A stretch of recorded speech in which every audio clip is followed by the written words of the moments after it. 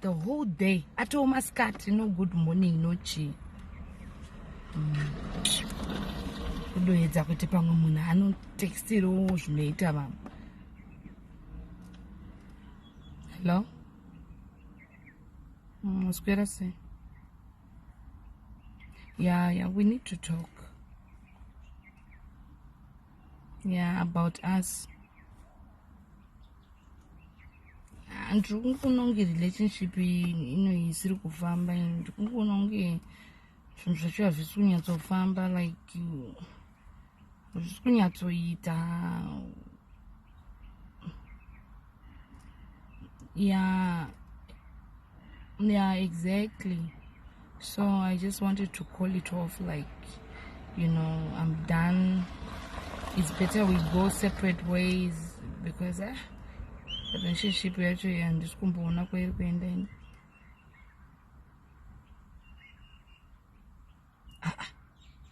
Just like that.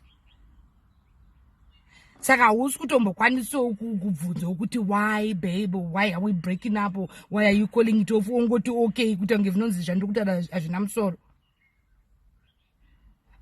Ndikutaura zvine musoro ka unofanira kutsvagawo mapenzi for what reason, why uita kunge zvinonzi wangakatogadzirira wakamirira kuti nditi zvoni I'm done. Can't you ask questions or like why babe, or what's wrong, kana kutsvayo kunyengerera something ongoti it's okay. Saka wangakatogara wakatogadzirira kuti I'll get fed up. Manje I'm not fed up for your own information. I'm not fed up. Ungato hello what Kata hello atondikata manje nditofona chete. How can you just say it's okay kuti ange ndikutaura zvinhu zvisina musoro, nditaura nyaya iri serious pana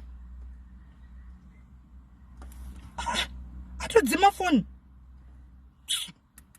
ndomba kwake shit anga akazoti riri kuchita chete atoendaumba kwake.